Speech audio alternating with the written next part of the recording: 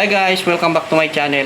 Ngayon mga kawatsador, meron po tayong isang gagawing magpapalit tayo ng glass, then lilinisin natin yung kanyang barrel drum na hindi natin kakalasin guys, kasi para kumbaga sa nag-change oil lang natin yung barrel drum para mas maganda tumakbo yung kanyang balance wheel, then yung kanyang mechanical maayos. Okay, let's go. Hi guys, welcome back to my channel. Ngayon mga kawatsador, meron po tayong ibablog na yung guys, isang military Seiko gold plated. Bali ang issue po nito ay pinagawa sa atin dahil galing pa lang ito sa service, then nagkaroon ng pagbabol yung kanyang military glass, then ipapapalitan daw siya ng glass. Then ang ano pa nito, nadidelay yata ng mga ilang minuto. Sabi ko linisin lang natin yung barrel drum para ma-check natin. Kaya ang gagawin natin mga kawatsador dito, barrel drum lang, then try natin na re-oil din yung kanyang balance wheel. Yan. Habang kinakalis natin mga kawatsador, yan, ayan, rotor. Shoutout po doon sa mga subscriber natin yan na Silent Pure, riding, yan, shoutout. Fast forward natin mga kawatsador, yan. Yan yung mga kawatsador, yan po yung kanyang kunting inangat lang natin yung ibang piyesa, then babaklasin natin yung barrel drum spring. Oh, naubusan na. Huwag mo nang pigayin. Yan, another fluid para mawasing yun hinawakan natin. Yan. Habang nakababad yan mga kawatsador, siyempre kailangan natin i-open yung yan. Okay, yan ang spring ng yan. Kung papansin nyo guys, hindi na siya letter S. Grabe, talagang halos hindi na siya nagbibigay ng magandang yan pag ganyan, kung madumi nga. Yan. Then itong meron yan, titingnan natin guys pag pinunasan natin, kasi madumi na siya kuha kayo ng kunting tissue, may fluid, punasan nyo.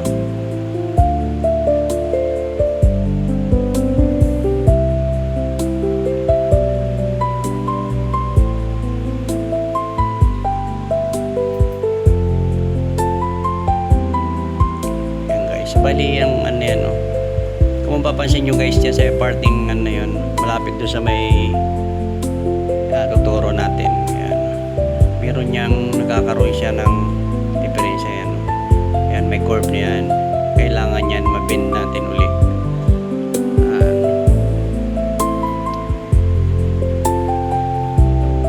para gumandang takbo ng balance wheel, kasi yan ang nagbibigay ng yan, kailangan siya ganyan ng then punasan natin uli yan pag ng tissue para matuyo.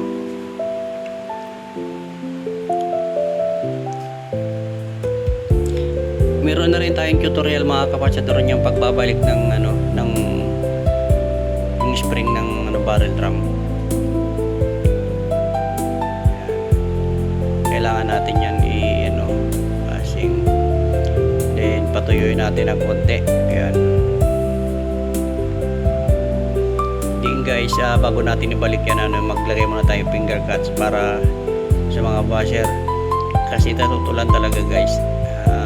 Palagi tayo pag nasa sidewalk tayo naggagawa minsan, hindi na kailangan yung mga finger cuts. Dito lang pwede rin naman, kaso lang abala talaga para maiwasan yung talagang kailangan naman talaga ang finger cuts, kasi para iwas yung fingerprint na pumupunta doon sa pyesa, para hindi kalawangin, kasi yung kamay natin medyo mayroong pinapawis. Yan.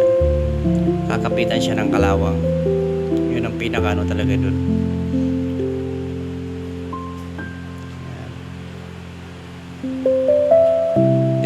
natin ng yan, lagyan natin yung arbor na yan.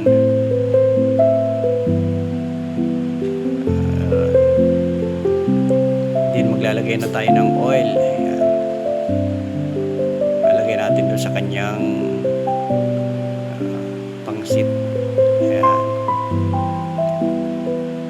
So tatlong side lang natin, lagyan natin ng oil yan. Ayan. Lagyan natin ng Mobius oil. Then pipress natin.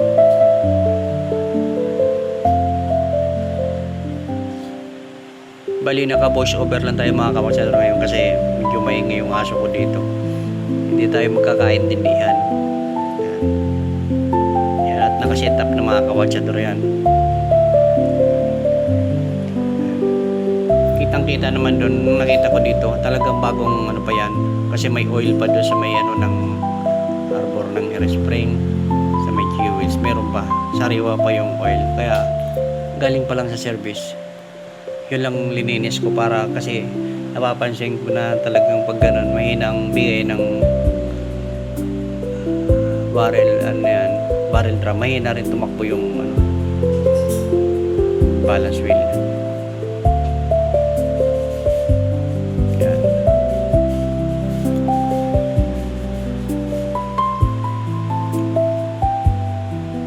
Video gagalaw-galawin mo yun ng konti para makita mo kung okay na. Yung jewels niya, yung mechanicals nakashot na dun. Yan. Mapapansin nyo gumagalaw na yung balance wheel guys. Yan. Pwede mo na yung lagyan ng tornilyo.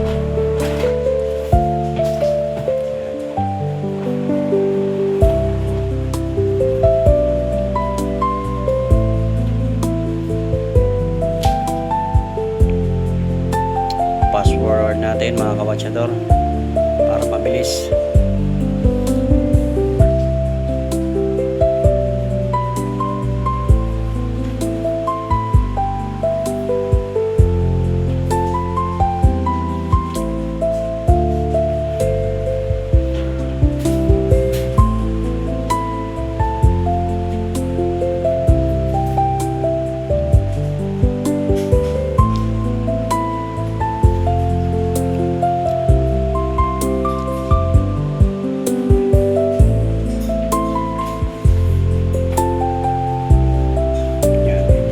Guys, nililinisin natin yung jewels ng balance wheel para kasi kung yung dating ano niyan medyo matigas na, saka merong konting yung jewels mga kawatsador, yung ruby niya meron ano, may sugat kaya sumasabit yan. Kailangan ihasa natin yan sa balat, yung pinaka ruby niya. Yan, yung may maliit na balat na yan, yung jewels na ano, ruby, kailangan ihasa mo yan guys. Yan. Para matanggal yung mga kunting gasgas.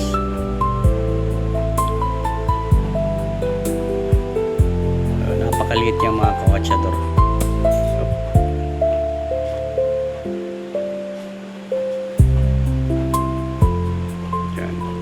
Lalagyan mo siya ng mga ano lang, 1/4 o basta mahigit 1/4 yung kanyang oil, hindi pwedeng madami.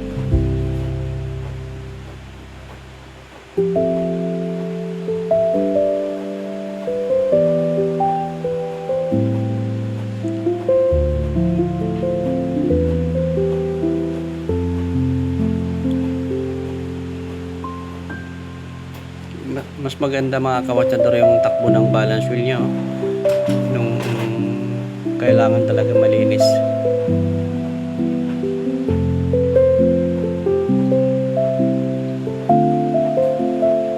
Yan, mahirap magbalik yan ng ano, yung lock ng jewels.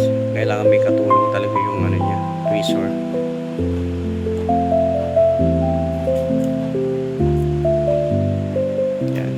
Ito na guys ang purpose natin. Kailangan palitan natin yung glass na ano. Kapag papalit nyo, pakita natin guys. Yan. Kailangan tanggalin nyo muna yung makina kasi kanina bago tanggalin natin uli yung dating lumang glass. Yan, 7S26 31. Pag yung 709 30.5 ang sukat ng millimeter. Yan, 31 millimeter. Mas magkaiba po ng sukat yung sukat ng 7S saka 709. Yan. Galing muna natin yung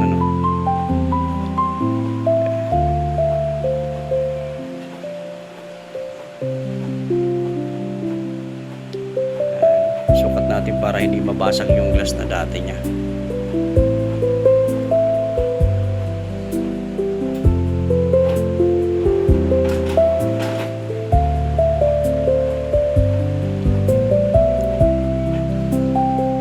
Pagkatanggal mga kawatsador niyan, ayan, tanggal niyan, okay naman yung gasket, okay. Ayan. Kailangan ilalagay mo ulit yung makina kasi kailangan tumapat siya sa chaptering yung yung military time, yung number niya nakatapat mismo sa yung 24 sa ayan, sa indicator ng 12 o'clock. Hindi mo siya pwedeng ikabit na wala yung hindi nakasalpak yung makina dahil kasi mahirap yan tumawat sa indicator, kaya kailangan nakalagay yung makina at dial.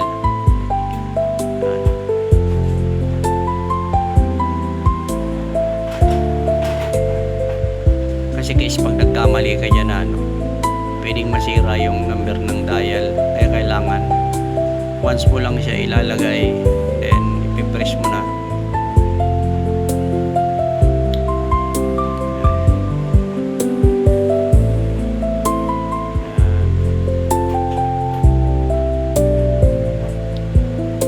Then sapinan mo guys yung ibabaw para hindi siya magkaroon ng gasgas. Pwede magkaroon ng gasgas yan kahit na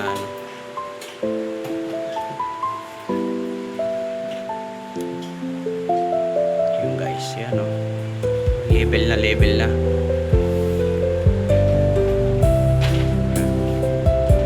Ganun lang mga kawatsador kabilis magpalit ng military glass. Diba?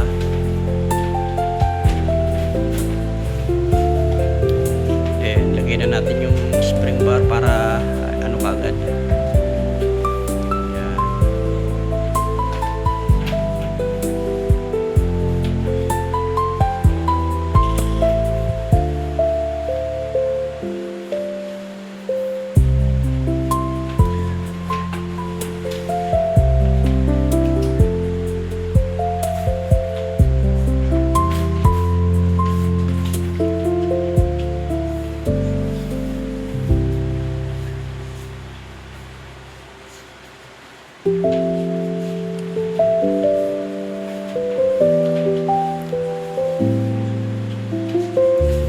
Yan guys, bali tatapos na. Shoutout na lang po sa lahat nating mga viewers and subscriber. Yan. Yan guys, maraming salamat at hanggang dito na lang po. Yan, i-adjust natin yung oras niya. Yan. Alam niyo naman guys, pag nag-a-adjust ng mga date, previous ang pagsiset up, previous ng date, previous ng day, then clockwise. Yun ang tamang pagkalilipat ng